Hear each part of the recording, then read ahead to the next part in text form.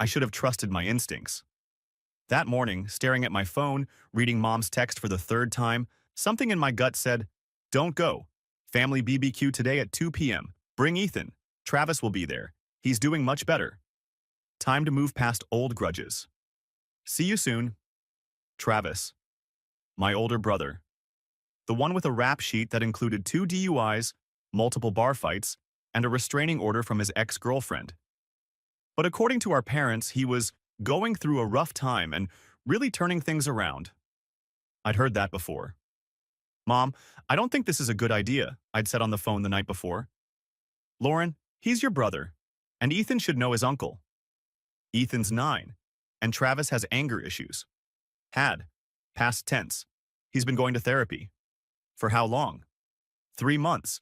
He's making real progress. Your father and I have seen the change." 3 months of therapy didn't erase 35 years of explosive temper. But I was tired of fighting. Tired of being called too sensitive and unforgiving.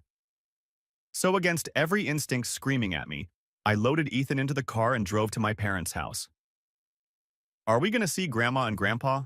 Ethan asked from the back seat, swinging his legs. "Yeah, buddy." "Is Uncle Travis going to be there?" My hands tightened on the steering wheel. "Yeah." "I don't really like Uncle Travis." "Why not?" "He's scary. He yells a lot. Out of the mouths of children." "We won't stay long, okay? Just a quick visit." "Okay, Mom." We pulled up to my parents' house at 2:15. Cars already filled the driveway. I recognized my aunt's SUV, a couple of cousins' vehicles, and Travis's truck. Lifted. Loud. Covered in aggressive bumper stickers. I almost turned around right there. But Ethan was already unbuckling his seatbelt, excited to see his grandparents. And I was 32 years old. Too old to let my brother intimidate me out of family gatherings. "Remember," I told Ethan as we walked to the backyard, "stay close to me, okay?" "Okay, Mom." The backyard was exactly what you'd expect. Grill smoking, cooler full of beer, kids running around, adults clustered in conversation groups. Mom spotted us first. "Lauren, Ethan, you made it." She swept Ethan into a hug. He laughed, squirming. Dad appeared with a plate of burgers. "There's my grandson. You getting taller, buddy?" "Maybe," Ethan grinned. "Go play with your cousins," Mom said, shooing him toward the kids. "We'll eat soon." Ethan ran off. I watched him go, that familiar maternal anxiety sitting in my chest. "Relax," Mom said, reading my face. "He's fine. Travis is over by the grill. Hasn't had a single drink. See? Progress." I looked. Travis stood near Dad, flipping burgers. He'd gained weight since I'd last seen him. Hairline receding. But same intense energy. Same barely contained aggression in the way he moved. He looked up. Caught my eye. Nodded once. I nodded back. That was the extent of our relationship now. Terse acknowledgments across crowded rooms. The first hour was fine. I talked to my aunt about her new job, helped Mom with the potato salad, kept one eye on Ethan the whole time. He was playing football with his cousins, laughing, running, being a normal 9-year-old kid. Then it happened. Ethan, running backward to catch a pass, bumped into the cooler near Travis. Beer bottles clinked. One tipped over, foam spilling onto the grass. Travis jerked around. "Hey, watch it." Ethan froze. "Sorry, Uncle Travis." "That was my last beer." "I'm sorry, I didn't mean to." Travis stared at him. Long enough that I started walking over. "Travis," I said carefully, "it was an accident." He looked at me, then back at Ethan. "Yeah, whatever. Just watch where you're going, kid." Ethan nodded quickly and ran back to his cousins. Crisis averted. I thought. 20 minutes later, Ethan was playing near the fence, throwing the football up and catching it, practicing, the way he did in our backyard. One throw went wild, ball rolled across the grass, right to Travis's feet. Travis picked it up. Ethan jogged over. "Can I have my ball, Uncle Travis?" Travis held it, looked at it, looked at Ethan. "Say please." "Please." "Please what?" Ethan's face scrunched in confusion. Please, can I have my ball back? Travis smiled. Not a friendly smile. Nah. Then he threw it. Hard. Over the fence, into the neighbor's yard. Ethan's face crumpled. That's my ball. Then go get it. Travis turned back to his conversation. Ethan stood there, tears welling up. 9 years old and trying so hard not to cry in front of everyone. I was across the yard in seconds. Travis, what the hell? He turned. What? You just threw his ball over the fence. Kid needs to learn to hold on to his stuff. He's 9. So? I knew how to take care of my things at 9. You threw a tantrum and broke Dad's lawnmower at 9. His face darkened. That's not the same. Give him the ball back or get him a new one. I'm not climbing the fence for some kid who can't catch. Ethan was crying now, quietly, shoulders shaking. I put my arm around him. It's okay, buddy. We'll get it later. I want to go home, he whispered. Yeah, me too. Travis scoffed. Real tough, Lauren. Raising a crybaby. Don't, I said, voice low. Don't talk about my son. Or what? Or we're leaving, and you'll never see him again. Oh no, what a loss. Ethan pulled away from me, started toward the house, crying, embarrassed. Travis yelled after him. Yeah, run, just like your dad ran from you. Everything went red. What did you just say? You heard me. Kid's dad couldn't handle your crazy either. My ex-husband had left because of infidelity, because he couldn't keep his pants on. My parents knew this. Travis knew this. But he'd always blamed me anyway. Said I was too controlling, that I'd driven him away. You're disgusting, I said, and you're raising a weak kid. I turned. Started after Ethan. I needed to find him, comfort him, leave this place. Then I heard the scream. Not a kid playing scream. A real scream. Pain. Terror. I ran. Back around the corner of the house. To the side yard. Ethan was on the ground. Leg bent at a wrong angle. Screaming. Sobbing. Travis stood over him. Holding the metal BBQ rod. The one we used to hang tools on the grill. Time stopped. What did you do? My voice didn't sound like mine. He tried to hit me. Little brat came at me with a stick. I looked at the ground. Saw a small twig. Maybe 6 inches long. The kind kids pick up to play with.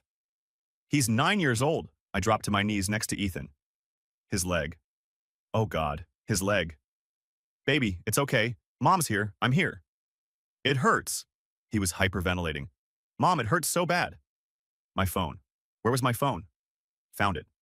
Dialed 911. 911, what's your emergency? My son, he's 9. His leg is broken. We need an ambulance. People were gathering now. Mom, Dad, Aunt Qley. What happened? Mom's voice was shrill. Travis hit him. I was trying to keep my voice steady for Ethan. He hit him with the metal rod. That's not what happened. Travis dropped the rod. Kid attacked me. I defended myself. He's 9. Dad pulled Travis aside. What did you do? Nothing. The kid came at me. I gave the 911 operator the address, stayed on the line, held Ethan's hand. Ambulance is coming, baby. Hang on. Just hang on. He was crying so hard he could barely breathe. Mom knelt down next to me. Oh my God, Ethan. Don't touch him, I snapped. Lauren, I'm trying to help. You invited him here? You said he was better. Look what he did. Sirens in the distance. Travis was pacing. This is crazy. I didn't do anything wrong. Kid attacked me. The ambulance pulled up. 2 EMTs rushed over. What happened? He was hit with a metal rod. His leg. They took over, gently examining Ethan, talking to him in calm voices. Okay, buddy, we're going to help you. This is going to hurt a bit when we move you. Ethan screamed when they shifted him onto the backboard. Police car pulled up. 2 officers. One approached me. Ma'am, can you tell us what happened? My brother hit my son with that. I pointed to the metal rod on the ground. Broke his leg. The officer looked at Travis. Sir, is that true? No. The kid came at me with a stick. I pushed him away. He fell. He didn't fall. I was shaking. He hit him. I want him arrested. Ma'am, we need to get statements from everyone. Dad pulled the officer aside, started talking. Low voice, gesturing. I couldn't hear what he was saying, but I could guess. Family misunderstanding, boys being boys. Accident. No need to make a big deal. The EMT approached me. We need to transport him. You can ride with us. Yes, I'm coming. Mom grabbed my arm. Lauren, wait. Let's talk about this. Get off me. Travis didn't mean, your son broke my son's leg, and you're defending him. We're not defending anyone, but calling the police? Really? I stared at her. Yes, really. He's your brother. And Ethan is my son. The officer came back. Ma'am, we're taking statements. We'll need you to come to the station after the hospital. Fine, whatever. I'm going with my son. I climbed into the ambulance. They closed the doors. Through the window, I saw my family, standing there. Travis talking animatedly to the police. Dad's hand on his shoulder. Mom wringing her hands. And I knew. I knew right then that they would choose him. They always did. The ambulance pulled away, Ethan's hand in mine, his face pale, tears streaming. Mom, why did Uncle Travis hurt me? I didn't have an answer, not one that made sense. I don't know, baby, but he's never going to hurt you again. I promise. I meant it, even if I had to burn every bridge in my family to keep that promise. I meant it. The surgery took 4 hours. 4 hours of sitting in a waiting room that smelled like disinfectant and fear, fluorescent lights buzzing overhead, coffee that tasted like cardboard. The surgeon came out at 11 p.m., still in scrubs. Tired eyes. Ms. Parker? I jumped up. Yes, how is he?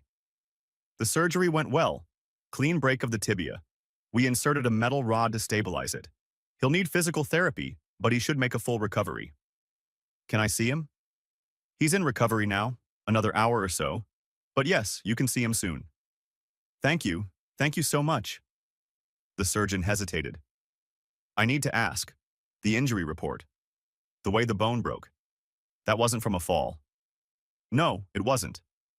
I'm required by law to report suspected child abuse. Good, please do. I've already filed a police report. He nodded. Someone from CPS will likely contact you. I understand. After he left, I sat back down, pulled out my phone. 17 missed calls, 8 from Mom, 6 from Dad, 3 from numbers I didn't recognize, 1 voicemail from Mom. Lauren, please call us back. We need to talk about this. Travis feels terrible. It was an accident. Let's not blow this out of proportion. An accident. Right. I deleted it. Another voicemail from Dad. Lauren, you're making a huge mistake involving the police. This is family business. Handle it privately. Call me. I deleted that too. Then I called someone I trusted. My friend Jessica. We'd met in a divorce support group 2 years ago. She was a paralegal at a family law firm. She answered on the second ring. Lauren, it's almost midnight. You okay? No, I need help. Legal help. What happened? I told her everything. The BBQ, Travis, Ethan's leg, the police, the way my parents defended him. Jesus Christ, she said when I finished. Is Ethan okay? He will be, physically, emotionally. I don't know. What do you need? I need to make sure Travis never gets near him again. And I need to make sure my parents don't either. Not if they're going to keep defending him. You want to cut off grandparents' rights? Can I do that? She was quiet for a moment. It's difficult. Grandparents have legal rights in most states. But given what happened, maybe. Let me talk to my boss, Patricia Chen. She specializes in family law, high conflict cases. Thank you. Get some rest if you can. I'll call you tomorrow. I couldn't rest, sat in that waiting room until they let me see Ethan. He was asleep, small in the hospital bed, leg in a cast from hip to ankle, metal rod visible in the x-rays on the light board. I pulled a chair next to his bed, held his hand, and cried quietly so I wouldn't wake him. My phone buzzed. Text from Mom. Where are you? We came to the hospital, but they won't tell us what room. Good. I'd specifically told the nurses. No visitors except me. We want to see Ethan. He's our grandson. I typed back, he's sleeping. You can't see him. Lauren, don't be ridiculous. You chose Travis. Now live with that choice. We didn't choose anyone. We're trying to keep this family together. By defending the man who broke my son's leg? That's your idea of family? She didn't respond after that. Morning came. Ethan woke up groggy, confused. Mom? I'm here, baby. My leg hurts. I know. The doctors gave you medicine. It'll help. He looked at the cast, touched it carefully. Did Uncle Travis really break my leg? Yeah, he did. Why? I don't know. But he's never going to hurt you again, I promise. Is he in trouble? Yes. The police are handling it. Are Grandma and Grandpa mad at me?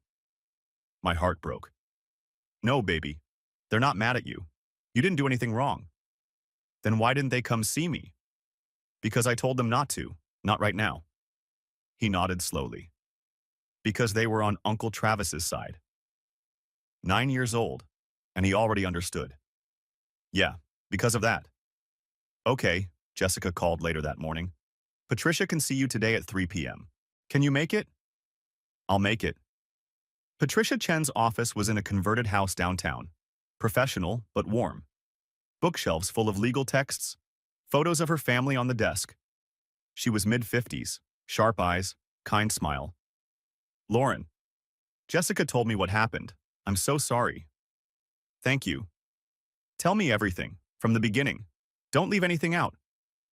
I did. The whole story. Travis's history, my parents' enabling, the BBQ, the injury, the aftermath. She took notes, asked questions. Her expression got progressively more serious. Do you have the police report? Not yet. They said it'll take a few days. What about hospital records? The surgeon said he filed a report with CPS. Good, that helps. She leaned back. Here's the situation. Terminating grandparents' rights is very difficult. Courts generally favor maintaining family relationships. Even when they enable abusers? Even then. You'll need to prove that continued contact is harmful to Ethan, physically or emotionally. They defended the man who broke his leg. I know, and we'll use that.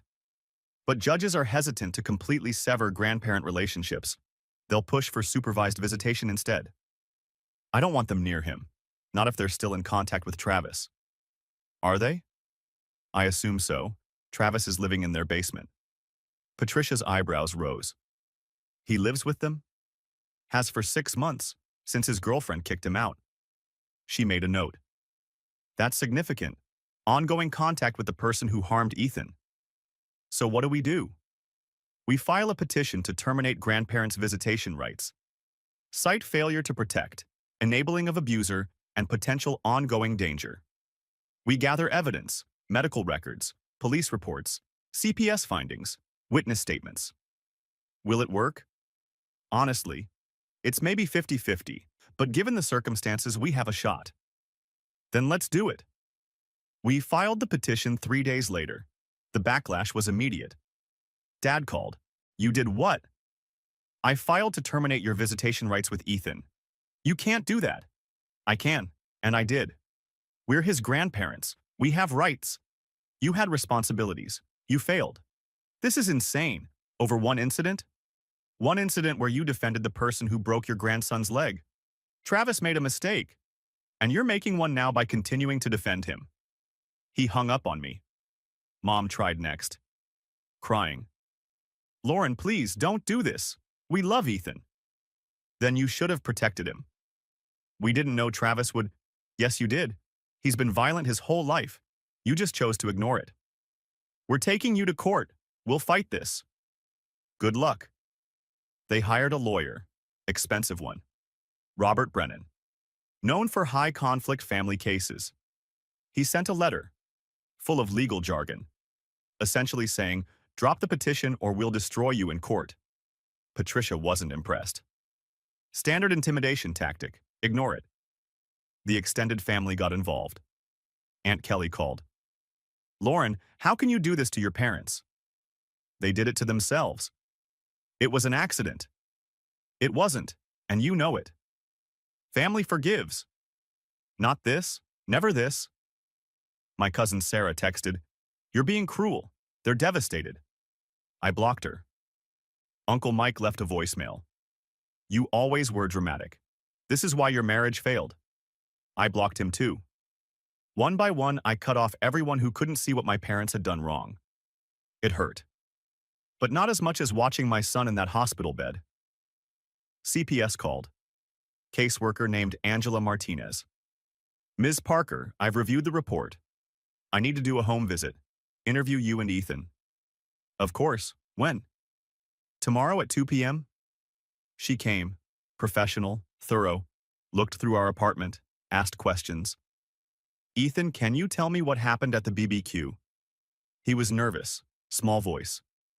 Uncle Travis threw my ball over the fence, then he said mean things. Then he hit me. With what? The metal stick, from the grill. Did he say anything when he hit you? He said I tried to hit him, but I didn't. I just wanted to go inside. Angela made notes. How do you feel about seeing Uncle Travis again? I don't want to. He scares me. What about Grandma and Grandpa? Ethan looked at me, then back at Angela. I don't know. They said it was my fault. Did they say that to you directly? No, but Mom said they were on Uncle Travis's side. Angela turned to me. Have your parents attempted contact? Constantly. Calls, texts. They showed up at my work. I had security remove them. Have they expressed remorse? I pulled out my phone, showed her the texts. You're tearing this family apart. Travis made a mistake. Stop punishing everyone. Ethan needs his grandparents. Angela read them. Her expression hardened. These don't show concern for Ethan. They show concern for themselves. That's what I thought. She finished her report 2 weeks later. Sent it to Patricia. Patricia called me immediately. Lauren, sit down. Is it bad? It's good. Very good. Angela's recommending no contact between Ethan and your parents as long as they maintain contact with Travis? Really? Her words. The grandparents have prioritized the perpetrator over the victim. Continued contact poses emotional harm to the child.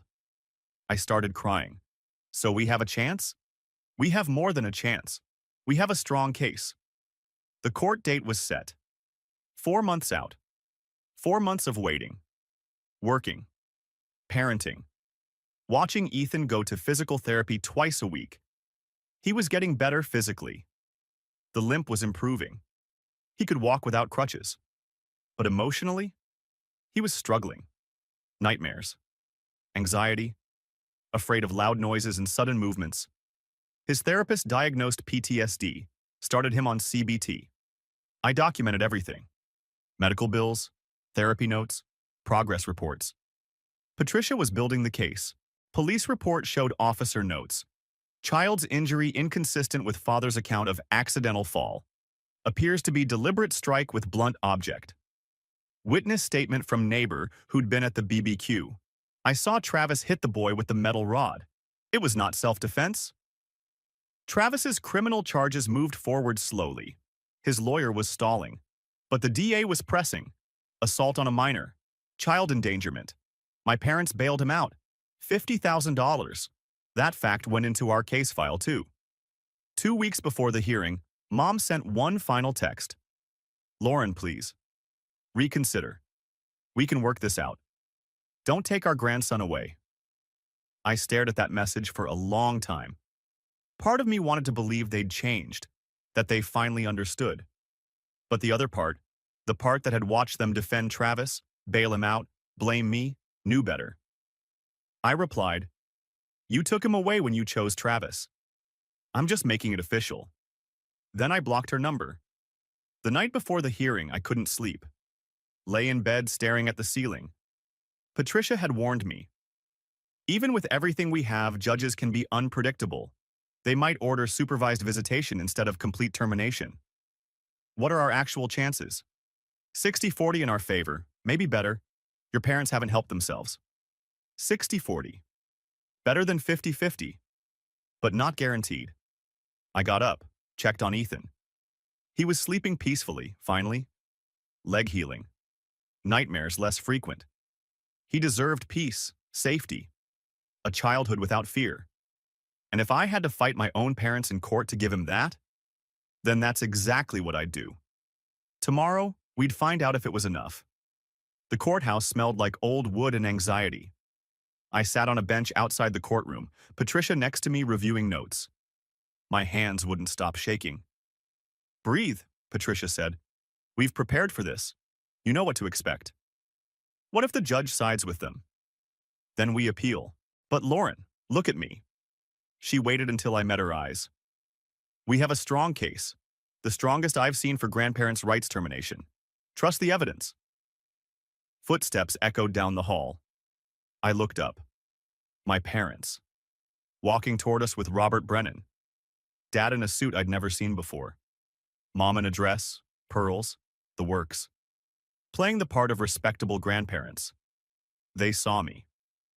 Mom's face crumpled. Dad's jaw set.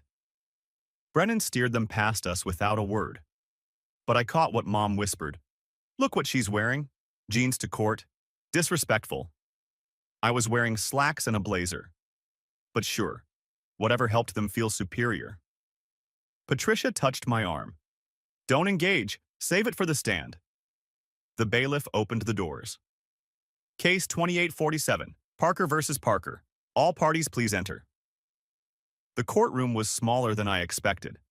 Wood paneling, judge's bench at the front, 2 tables facing it. We sat at one, my parents and Brennan at the other. Judge Helen Rodriguez entered. Late 50s. Sharp expression. No nonsense energy. "All rise," we stood. She sat. We sat. "This is a petition to terminate grandparents' visitation rights," Judge Rodriguez said, reading from her file. "Petitioner is Lauren Parker, mother of minor child Ethan Parker, age 9. Respondents are Robert and Sandra Parker, paternal grandparents." "Wait," she said, "paternal?" I opened my mouth to correct her. Patricia touched my arm, shook her head slightly. "We'd correct it in testimony if needed."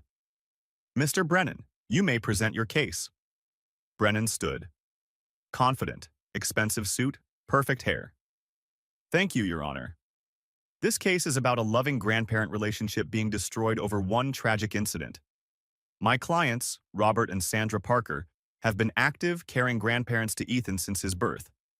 They've provided emotional support, financial assistance, and consistent presence in his life."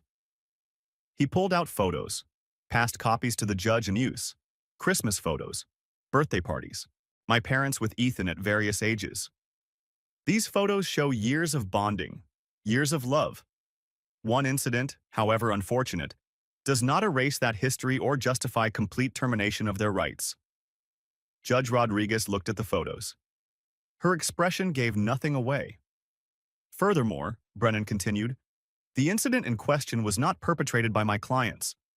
It was perpetrated by Ms. Parker's brother, Travis Parker, who has been charged criminally and will face consequences. My clients were bystanders, witnesses to a family tragedy. Bystanders who defended the perpetrator," Patricia said. "Ms. Chen, you'll have your turn," Judge Rodriguez said. "Apologies, Your Honor," Brennan continued. "In the aftermath of this incident, my clients have attempted repeatedly to maintain contact with their grandson, to support him through his recovery. They've been blocked at every turn by Ms. Parker, who has weaponized their grandson to punish them for perceived wrongs." I gripped the edge of the table. Patricia put her hand over mine. "I'd like to call Robert Parker to the stand." Dad stood, walked to the witness box, sworn in. "Mr. Parker, how long have you been a part of Ethan's life?" "Since he was born, 9 years." "Describe your relationship with him." "We're very close. I taught him to ride a bike. We go fishing. He calls me every week." Dad's voice wavered. "Or he did. Before all this." "What happened at the BBQ on June 15th? "There was an altercation between my son Travis and my grandson Ethan. It escalated. Ethan got hurt." "Did you witness the injury?" "Not directly, I heard shouting. By the time I got there, Ethan was on the ground. What did you do? Called 911, tried to help. Lauren was there. She was upset. Understandably. Did you ever intend for Ethan to be harmed? Of course not. I love that boy. Patricia stood. Objection. Leading. Sustained. Mr. Brennan, rephrase. How do you feel about your grandson? I love him. He's my world. Brennan nodded. No further questions. Patricia approached. Mr. Parker, you said you didn't witness the injury directly. Correct. But you spoke with your son Travis immediately after, correct? Yes. What did he tell you? That Ethan came at him with a stick. That he defended himself. Did you believe him? Dad hesitated. Yes. Even though Ethan is 9 years old and Travis is 35? Travis felt threatened. By a 9-year-old child? Objection, Brennan said. Argumentative. I'll allow it, Judge Rodriguez said. Answer the question, Mr. Parker. Dad shifted. I don't know what Travis felt. I wasn't there. But you believed his version of events over your daughter's? Lauren was emotional, understandably, but not seeing clearly. Patricia pulled out her phone. Your Honor, I'd like to enter into evidence text messages from Mr. Parker to Ms. Parker. She handed copies to the judge and Brennan. Read one aloud. Text from Robert Parker, June 16th, 9:47 p.m. You're making a huge mistake involving police. This is family business. Handle it privately. Dad's face reddened. You told your daughter not to report the assault on your grandson? I thought we could handle it within the family. Why? Because that's what families do. Even when a child is seriously injured, he was going to be fine. Mr. Parker, Ethan had a compound fracture of the tibia, required surgery, metal rod inserted, 3 months of physical therapy. Does that sound fine to you? I didn't mean. Another text.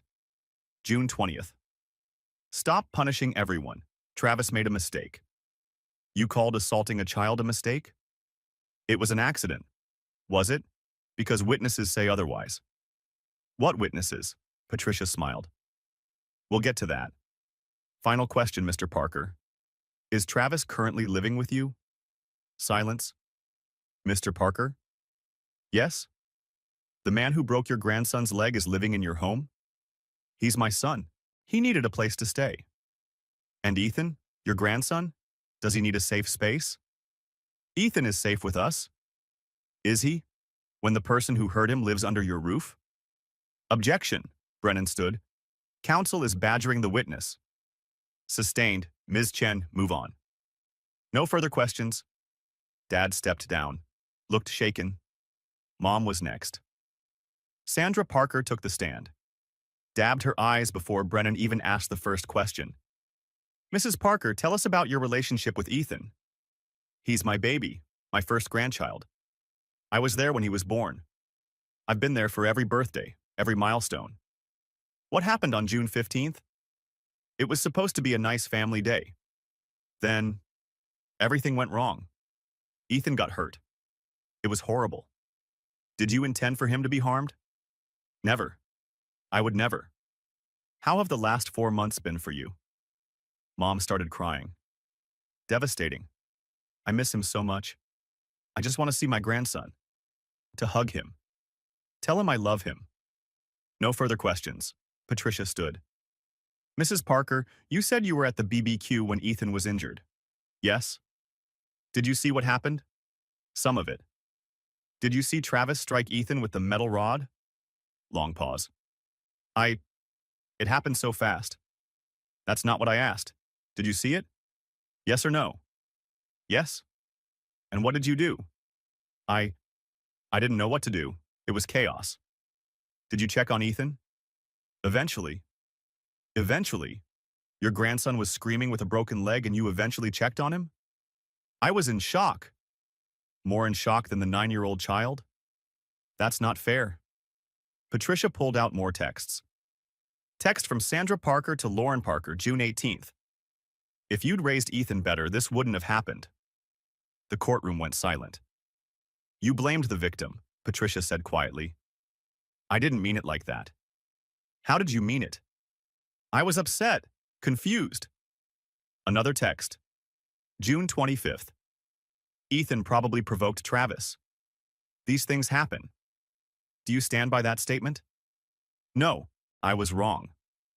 Were you? Because Travis is still living with you. He's our son. And Ethan is your grandson. Why does Travis get your protection and Ethan doesn't? Mom broke down crying. I love them both. If you love Ethan, why haven't you asked to see him, to check how he's doing? Lauren won't let us. Your texts to Lauren, all 17 of them in the last 4 months. How many asked about Ethan's recovery? Silence. I'll answer, 0. Every single text was about your rights, your feelings, your desire to see him. Not one asked if he was okay. I assumed he was fine. Assumed, or didn't care to ask? Objection. Brennan was on his feet. Withdrawn, Patricia said. No further questions. Judge Rodriguez called for a recess. 20 minutes. In the hallway, I finally let myself breathe. You destroyed them, I said. Evidence destroyed them. I just presented it. Patricia checked her notes. We're up next. You ready? As ready as I'll ever be. When we reconvened, Patricia called me to the stand. I swore to tell the truth. Sat down, faced my parents across the courtroom. Ms. Parker, Patricia began, tell us what you witnessed on June 15th. I took a breath, told the story, every detail. Ethan asking for his ball, Travis throwing it. The insult. Ethan running away, then the scream. What did you see when you got there? Ethan on the ground, leg broken, Travis holding the metal rod. What did Travis say? That Ethan attacked him, that he defended himself. Did you believe him? No, Ethan's 9, Travis is 35. It wasn't self-defense. What did your parents do? Defended Travis, made excuses. My father tried to convince the police it was a misunderstanding. Patricia introduced the hospital records, the doctor's notes, CPS report, then the surprise witness. I'd like to call Margaret Chen. An older woman entered. Mid-60s. Kind face. Neighbor who'd been at the BBQ, she took the stand. Mrs. Chen, were you present at the Parker family BBQ on June 15th? Yes. My daughter is married to Lauren's cousin. I was invited.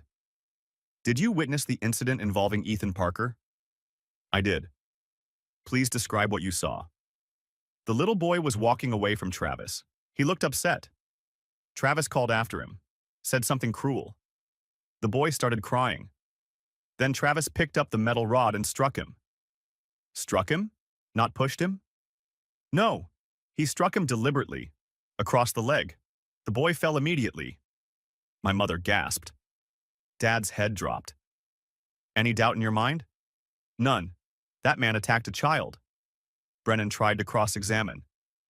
Mrs. Chen, isn't it possible you missaw? I'm 67 years old. My eyes work fine. I saw what I saw. But from a distance, I was 10 feet away. I saw everything. Brennan sat down. Judge Rodriguez looked at her notes, looked at my parents, looked at me. Closing arguments. Brennan stood. Your Honor, my clients made mistakes in the aftermath of a traumatic event, but that doesn't justify complete severance of a loving grandparent relationship. We ask for supervised visitation at minimum. Patricia's turn. Your Honor, this isn't about a mistake, it's about a pattern. These grandparents chose an abuser over a victim, blamed a 9-year-old child, provided housing to the man who broke their grandson's leg. They show no remorse, no accountability. Continued contact poses ongoing emotional harm to Ethan. We ask that you protect this child by granting the petition. Judge Rodriguez closed her file. I'll issue my ruling in 30 days. Court adjourned. Outside, my parents tried to approach me. Lauren, don't. We need to talk about this. No, we don't. We'll talk in 30 days when the judge rules. Dad's face was red. You think you've won, but you haven't. We'll get our grandson back. I looked at him. Really looked at him. Saw a man who'd chosen wrong and couldn't admit it. You already lost him. You just don't know it yet. I walked away. Patricia caught up. That went well. You think so? I think we made our case. Now we wait. 30 days. 30 days to find out if my son would be protected, or if I'd have to watch my parents hurt him all over again. 30 days felt like 30 years. I went through the motions, work, Ethan's physical therapy, therapy for both of us, dinners, homework, bedtime routines. But underneath everything was the waiting. Ethan asked once, "When do we find out?" "Soon, baby." What if the judge says I have to see Grandma and Grandpa?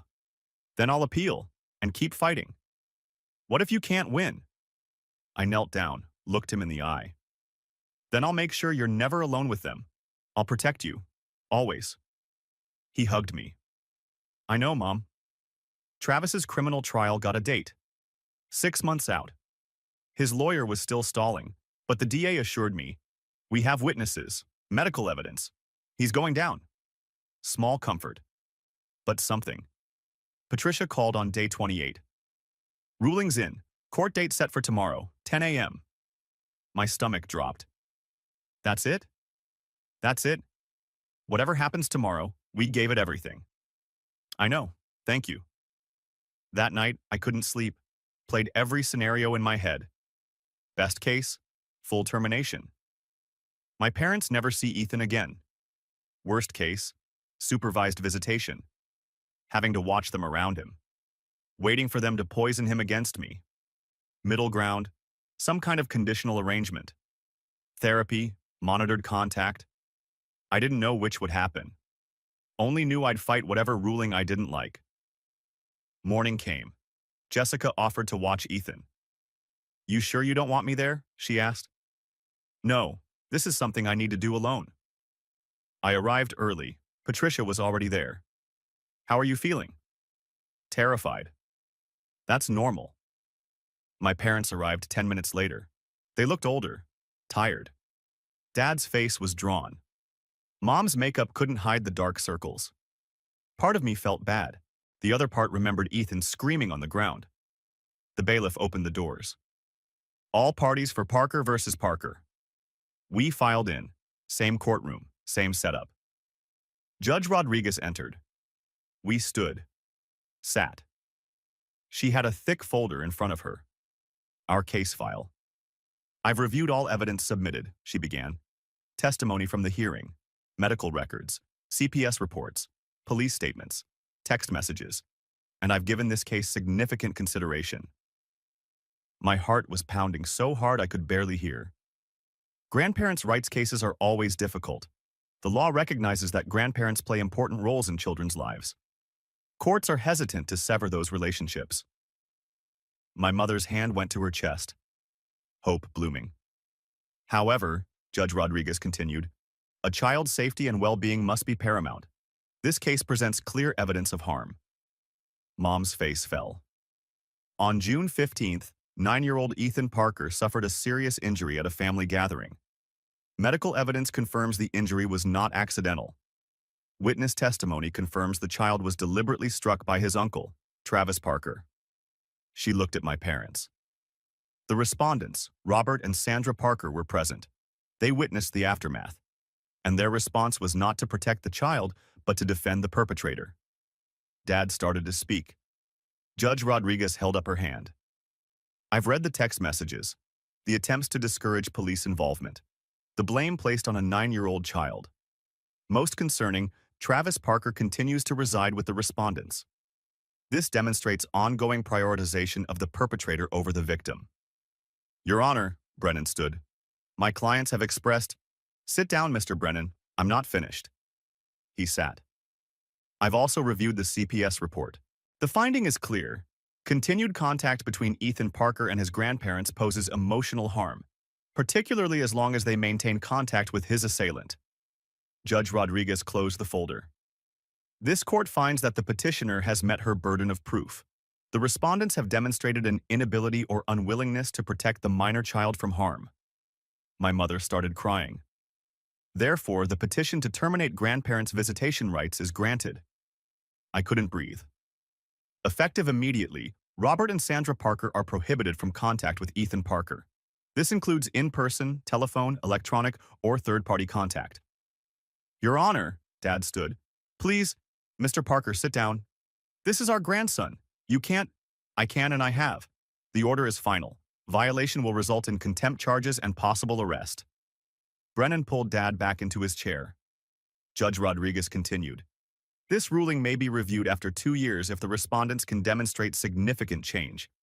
Specifically, they must terminate contact with Travis Parker, complete family therapy, and show genuine accountability for their actions.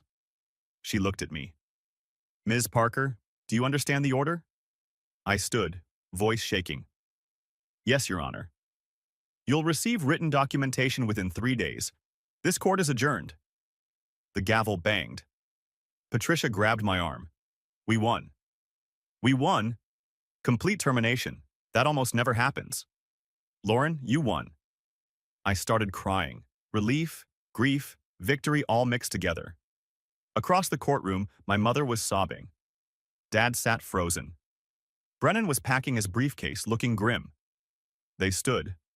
Started toward me. Lauren, Mom's voice was broken. Don't. Patricia stepped between us. The judge's order is in effect. You need to leave. She's our daughter. And she has a restraining order being filed against contact with her son. I suggest you go. Security appeared. Folks, time to move along. My parents left. Mom looking back. Dad's shoulders slumped. I watched them go. Felt something break and heal simultaneously. Outside the courthouse, I called Jessica. How'd it go? We won. Complete termination.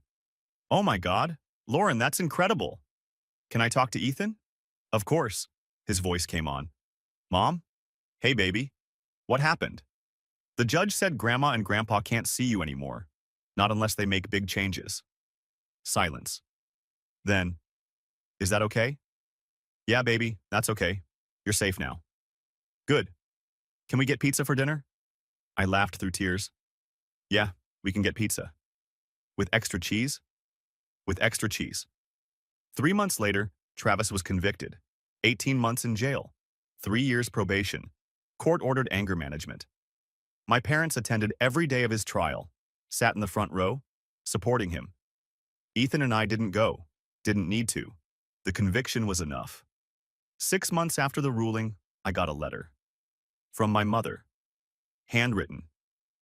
Lauren, I know you probably won't read this, but I need to write it anyway. I was wrong.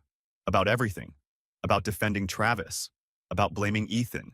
About not protecting him when he needed it most. I've been in therapy, trying to understand how I let this happen, how I chose wrong so many times. Your father and I separated. I couldn't stay with someone who refused to see what we'd done. He still talks to Travis. I don't. I'm not asking for forgiveness. I'm not asking to see Ethan. I'm just asking you to know. I see it now. And I'm sorry. I hope someday you can tell Ethan that his grandmother loved him, even when she failed him. I'm sorry, Mom. I read it 3 times. Put it in a drawer. Maybe someday I'd show Ethan. When he was older. When he could process it. But not today. Today, we were going to the park. Ethan wanted to practice soccer. His leg was fully healed. Just a small scar remained. Mom, come on! He was already at the door, ball in hand. Coming. We drove to the park, sun shining. Perfect day. He ran ahead, laughing. No limp anymore. Just a 9-year-old kid being a kid. I sat on a bench, watched him play. My phone buzzed. Text from Patricia. How are you doing? I replied. Good. Really good. The ruling stands. No appeal filed. It's over. I know. Thank you for everything. You did this. You protected your son. That's what matters. She was right. I'd protected my son. From the people who were supposed to love him most. It wasn't the ending I'd wanted. Wasn't the family reunion story. But it was the right ending. Ethan ran over, sweaty and grinning. Mom, did you see that goal? I saw it. Amazing. Can we stay longer? I looked at him. Healthy, happy, Safe? Yeah, baby. We can stay as long as you want. He ran back to the field, and I sat there, watching him play, knowing I'd made the right choice. Even when it was the hardest choice. Even when it cost me my family, because he was my family, and protecting him was all that mattered.